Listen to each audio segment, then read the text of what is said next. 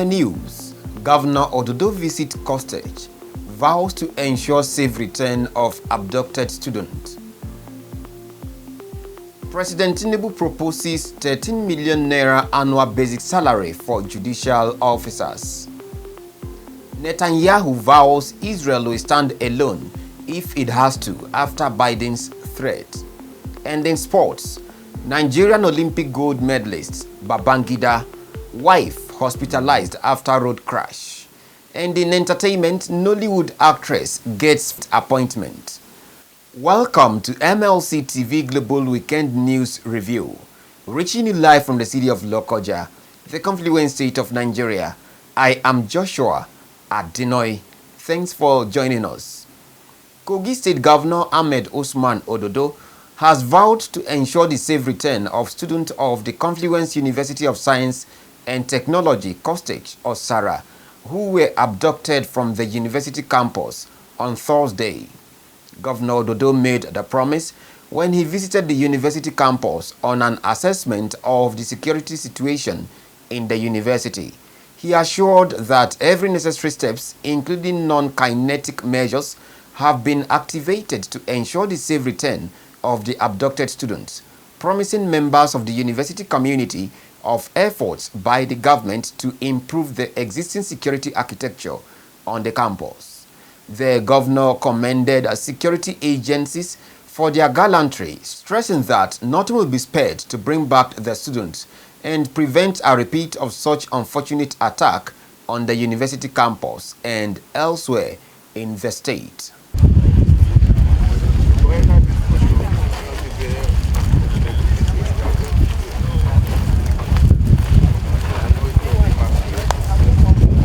Kogi State Governor Ahmed Usman Ododo assured members of the university community of efforts by the government to improve the existing security architecture on the campus. He promised to rescue them unhurt from the kidnappers. What is important here now is how to rescue our students unhurt. And by the special grace of God, we have a lot of information at our disposal that we cannot give out. Secondly, I want to commend the security agencies, our local vigilante, the hunters and the conventional security operative for their efforts so far. They have shown gallantry and professionalism. Ododo said the investigation so far revealed that all the cameras were switched off, and this can only be attributed to sabotage by internal collaborators. The security agencies are on their heels and an investigation is ongoing to arrest the perpetrators. Let me assure you that those that are behind it will be brought to book. From what we have seen just now, you can see there are internal sabotage. We have CCTV cameras everywhere, even in the classrooms. But to my dismay, to my surprise, most of the cameras in the classroom were disconnected. We cannot even assess what happened prior to that unfortunate incident. He also said there will be regular review of the operation as more facts emerge from the investigation. The governor commended security agencies for their effort to prevent the attackers from gaining access to the university hostels. Meanwhile, on Sunday, 12th of May, there was a welcome development by the Joint Task Force. The Commissioner for Information and Communications, Kingsley Fangbo, in his announcement made available to journalists, confirmed that some of the students had been rescued after the security agents engaged in a gun battle. Fangbo advised hospitals and people to report anyone with wounds. I am Faith Abdulgafar reporting for MLC TV, Lokoja. The Kogi State Chamber of the Cooperative Federation of Nigeria has assured of its readiness to partner with the state government to ensure it achieves its set goals in the area of securing food for citizens. The president of the cooperative, Mohammed Ogirima, gave the assurance during their weekly executive council meeting held at their office in Lokoja, the state capital. Ogirima said one of the key objectives of the agency, which is supported by the United Nations, UN, and supervised by the Ministry of Commerce and Industry, and Ministry of Agriculture respectively aims to empower the less privileged in the society through agriculture, grants and others. Our reporter tells us more. Cooperative. Where? Here, there, and everywhere. The president of the Kogi State Cooperative Federation of Nigeria, Mohammed Ogirima, explained that the state had enormous natural resources with about 39 deposits of abundant mineral resources. He said with the opportunity the cooperative has, it could woo foreign partners that could transform the fortune of Kogi State if given all necessary support. In every single cooperative always on the budget. So please, even in some states we have Ministry of Cooperative with a substantive commissioner. So our own should not be different in Kogi State. Like now we're supposed to travel to South Africa for an for a summit that is coming up on 18th to 23rd of this May. We are still finding our people, we are still trying to reach out to government to see how they can assist us maximally to be able to travel. And when we are there, we are going to discuss about economy, about climate change, and other stability, security. We are going to discuss. And we aim to have a roundtable discussion with the economic movers and what we call business operators gurus in that place, so that manufacturers will be able to woo them and be able to bring them to the state. And come and harness our abundant mineral resources. Government cannot do it alone. We have no business to be poor in Kogi. Among all the 40-something business, I have the look like Kogi is controlling almost 39 of the mineral resources in this country. Then we have a proper harnessing of these mineral resources. Why would Kogi be trying not to have no money? Well, because we don't have proper laid down policy, which I'm glad the government of Ahmed Usman is now shaping it up now. We want it to be done. The president cited states like Lagos, Ibadan and others, noting that they are doing great exploit in extracting development to their communities through the cooperative, saying that the same could be replicated if the agency is given the necessary support to function by the state government. Because you know, cooperative is to empower the masses and the less privileges. That is what cooperative is all about.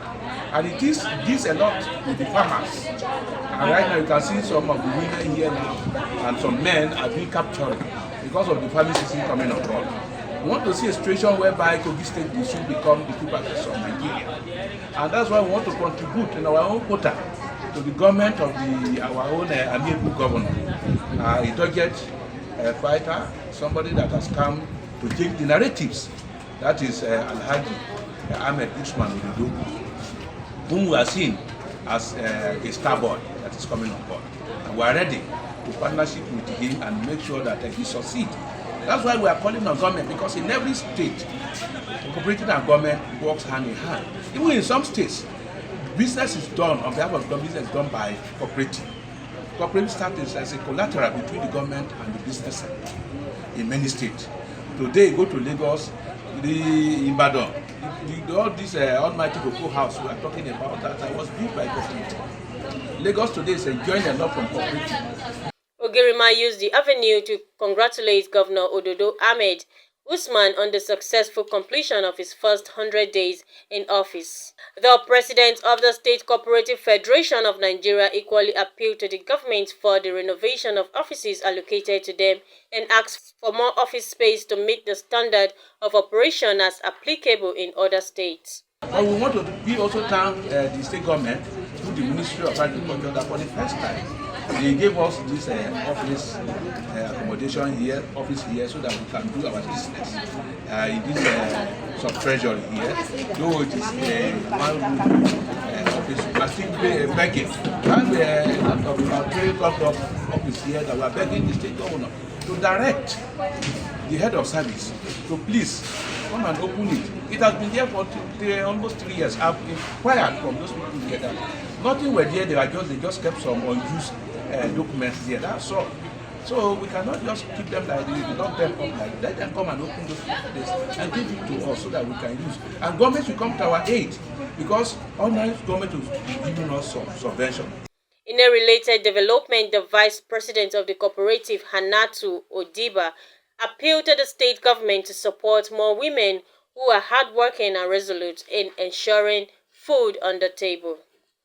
Odiba, who also spoke extensively on an ongoing data capturing of some women farmers at their premises by an agency called Liberty Micro Hub International, added that the effort would see to supplying the farmers with inputs and other necessary support that will enable them to start up agribusiness. Here we are gathered here to do our data capturing. By the time they finish up now, what they told us was that we have gotten a larger farm in Mozu. The farm that we got there is almost 500 hectares of land in Mozu now. That we are going to farm different crops. That we are into cassava production, we are into rice farming, we are into maize farming, and they even added to us of recent that if we have the privilege to farm okra, that okra is selling now, that they can even look for us, somebody that will take it up for us. And this micro hub, not just to farm to help us, they say by the time we finish our product and after harvesting, that they are going to buy it from the farmers. They are the one giving us all it could, and they still want to buy it again, so that automatically they are giving us free. So it's a privilege, and this that these other partners have done for us. We want the government of Kogi State to support the women more again. You know, in everything whatsoever that women come inside it, they want a result. And you can see their numbers that out of their schedule, they have to go and do this capturing, so that you should know the importance of the women and how they really want food to come to their various homes. The program manager of Liberty Hub International, Isa Usman, explained that the agency, which is a foreign-based company, exists to support farmers with financial grants, mentoring, and providing all the farmers with market opportunities to sell their produce. As long as Liberty Hub is concerned, Liberty Hub is fully ready, even if it is tomorrow the farmer did what is desired of them, to flag off the activities immediately. It is the state management now and the president of Women in Agriculture Federation, Cooperative Federation, that pleaded with Liberty Hub to give them more time, so that meaningful numbers of farmers from Kogi should have been captured to enable them to have this benefit. If not, as we speak, Liberty Hub has instructed all farmers, all cooperatives that are coming under this, to make sure they have a land, not just a land. There should be a paper covering that land, so that when this farming activities is going to take place on that land, there shouldn't be any issue of dispute that this land is not for us, either on lease, on purchase, or ownership, from either the traditional ruler or any appropriate authorities. We have meeting with the Commissioner of Agric, and the state government was giving 10,000 slots to onboard 10,000 farmers, and Women in Agric, which is the cooperative that was partnering with Liberty before Liberty came to Kogi, was also giving a slot of 10,000 farmers from across Kogi State. And Kogi State was lucky to be the first state in Nigeria that Liberty Hub flagged off the onboarding of farmers on this program. He said Liberty Hub has also put every measure in place to track real farmers. Number one thing I want every beneficiary, not just agent, to expect from Liberty Hub is that every farmer on this platform that has been captured will be given a smartphone, which is designed with artificial intelligence. That is why we give instruction that anybody that is not a farmer should not make his or herself available for this capturing. Because what we are doing now, this first phase of the capturing, is creating wallet account for them, which is where the money will be disbursed into. Because we are trying to avoid issue of farmers to have been used, the money that have been given to them, when it is time for the produce, we will not see it. So the money will be disbursed into their account. They will have access. Even if you have a touchlight phone, you can be onboarded. The detail we use in capturing you now will be used to regularize the phone that will be given to you. So the phone is designed with artificial intelligence that your farmland where you say you are farming will be added up on the phone. So the phone will be communicating with you as the farmer and the admin of Liberty Hub as well. So that in terms of security, maybe any challenges on your farm, they can be communicated and they can now get access to the nearest security agency there for security of the produce on your farm, because already you are our product, provided we have captured you on our platform. This program is not required any state government paying anything to Liberty Hub before anything will be disbursed to the farmers. But all we know is that the alignment Liberty has was with Women in Agriculture Federation. But as they came to Kogi, they have not said, okay, Kogi, Women in Agriculture is in Kogi, and the person that came through is the national president of Women in Agriculture, and they now gave the state 10,000 slots, and they did not ask the state to pay anything. But as they are capturing you, once you are being captured, a sum of 7,500 will be credited into your wallet account instantly, which will be invested on the platform for you. The executive expressed optimism that no genuine farmers will suffer setback again if the cooperative is given the responsibility to coordinate all federal and state government grants meant for farmers in the state. Jennifer Odimayo reporting for MLC TV. A bill which seeks to allow Chief Justice of Nigeria (CJN), Justices of the Supreme Court, President of the Court of Appeal, and other judicial officers in the country get jumbo salaries has killed second reading at the National Assembly. The breakdown in the part 1 of the schedule attached to the lead debate showed that the Chief Justice of Nigeria (CJN) is entitled to 13.4 million naira annual basic salary or 1.2 million naira monthly salary, while other justices of the Supreme Court are to be paid 9.9 million naira annual basic salary or 826,116 naira 19 kobo monthly. The executive bill forwarded to the two chambers of the National Assembly by President Ahmed Bola Tinubu and presented before the Red Chamber by the Senate leader Opeyemi Bamidele representing APC Ekiti Central, when signed into law by the President, is to take effect from 1st January 2024. After it was passed for second reading, the bill was referred to the Mohammed Tahir Monguno APC Borno North-led Senate Committee on Judiciary, Human Rights and Legal Matters to report back in 4 weeks. Members of the organized labor has demanded an immediate reversal of the recent electricity tariff hike by the Nigerian Electricity Regulatory Commission (NERC). The demand was contained in a letter addressed to the chairman of the NERC, signed by the President of the Nigerian Labour Congress (NLC) Joe Ajero and President of the Trade Union Congress (TUC) Festus Osifo, with copies sent to key government officials, including the Secretary to the Government of the Federation, the Minister of State for Labour, and the Minister of Power, where the union's grievances and demands were outlined. NLC and TUC opposed to what they termed as discriminatory practice of categorizing electricity consumers into arbitrary bands, asserting that such actions were unjust and vowed to take decisive measures to address them. The union's three key demands include the reversal of the electricity tariff hike to its previous rate of 65 naira per kilowatt hour, an end to the discriminatory practice of segmenting consumers, and adherence to statutory obligations governing the electricity industry.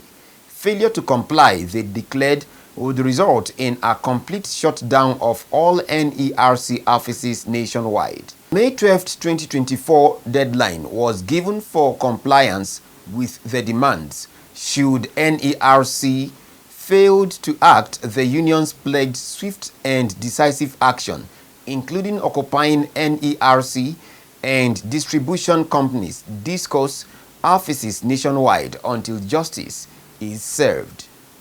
Freight services is to commence operations soon on the Lagos-Kano narrow gauge rail line as the contractors, the China Civil Engineering Construction Corporation (CCECC), has announced that the line has been linked up to Zawachi Dala Dry Port, the commercial city of Kano.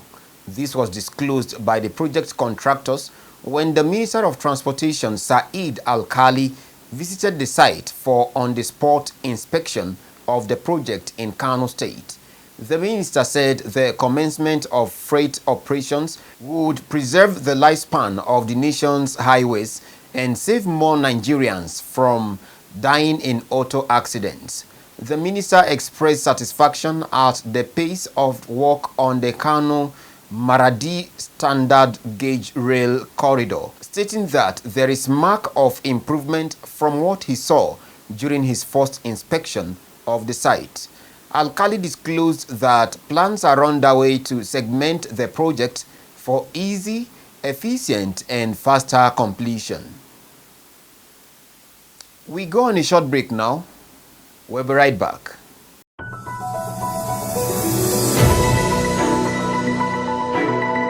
MLC TV Online is here for your timely and reliable news that reaches you fast with the breaking news. Choose MLC TV. Get human interest stories right here on MLC TV with entertainment, sports, business, culture, tourism, and fashion news stories all featured on MLC TV.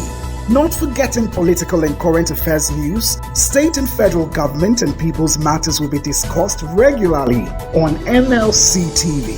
MLC TV, your one-stop online destination for unbiased, accurate news, entrepreneur ideas, and youth matters to the rest of the world. MLC TV, reaching everywhere, informing everyone.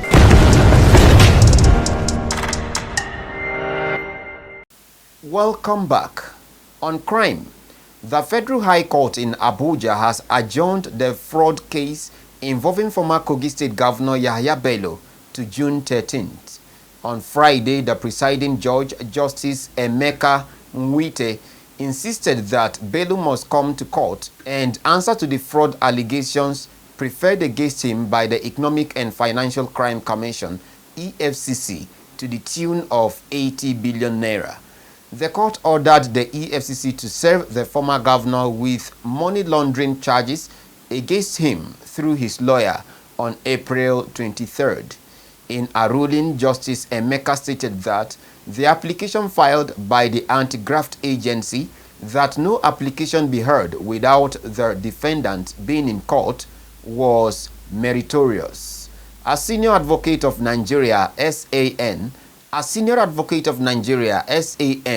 Paul Ananaba, while citing Section 396, subsection 2 of the Administration of Criminal Justice Act 2015, the trial judge held that Bello ought to make himself available first before filing any process.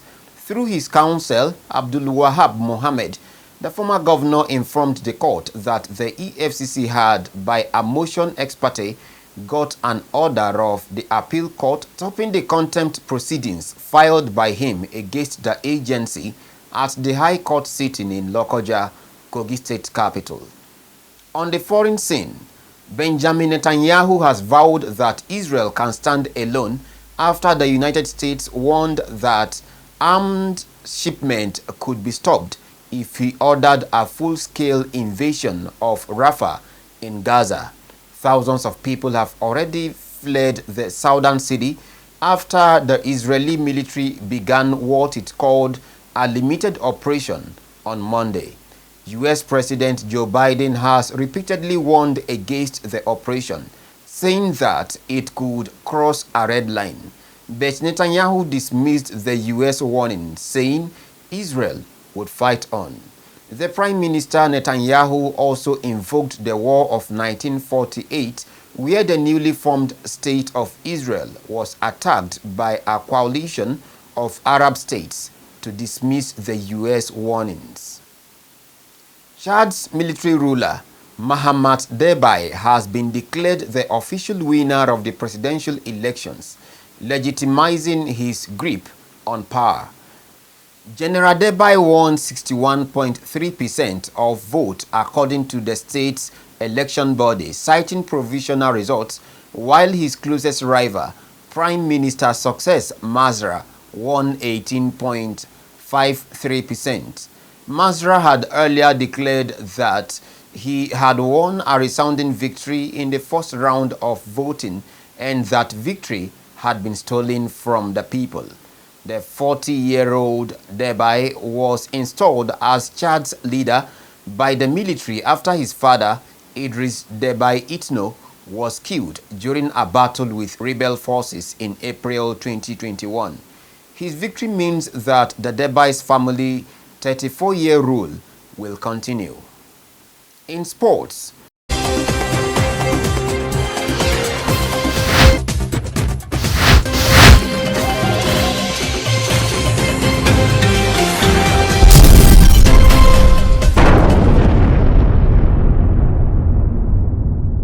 Super Eagles duo of Victor Boniface and Ademola Lookman will face off in the finals of this season's Europa League. Both players have been quite instrumental to their team's European run this season as they match up in what should be an entertaining final. Boniface has registered 5 goals and 1 assist in 8 matches, while Lookman has provided 2 goals and 1 assist in 10 appearances as both players go head-to-head in the final. Ademola Lookman and Victor Boniface become the first set of Nigerian players to face off in a major European finals as Atalanta takes on Bayer Leverkusen on May 22nd at the Aviva Stadium. The lineups for all 3 European finals this season is as follows. The Europa League finals between Atalanta and Bayer Leverkusen at the Aviva Stadium, Dublin, comes up on Wednesday, 22nd May 2024. In the Europa Conference League, Olympiacos will slug it out with Fiorentina at the Hagia Sophia Stadium, Athens. Atlanta 1996 Olympic Games gold medalist and president of the Professional Footballers Association of Nigeria, PFAN, Tijani Babangida, was on Thursday involved in a car accident that claimed the life of his younger brother, Ibrahim Babangida. The General Secretary, PFAN, and former teammate Emmanuel Babayaro announced the incident in a statement. Though the detail of the accident remains sketchy, it was learned that the accident happened along Kaduna Zaria Road. The late Ibrahim Babangida, 47, a retired footballer himself, was a member of the 1993 FIFA Under-17 World Cup winning Golden Eagles squad in Japan. May his soul rest in peace.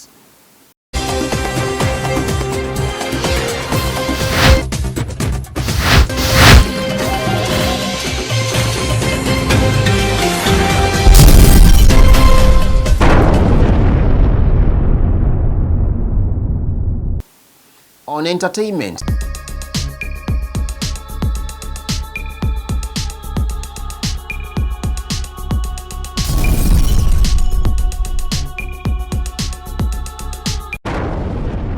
Nollywood actress ENIOLA BADMUS has reportedly been appointed as the special advisor to the Speaker of the House of Representatives, Tajuddin Abbas. She will serve as an essay on social events and public hearing. The flyer showing the appointment has now gone viral on social media, with many Nigerians reacting to it.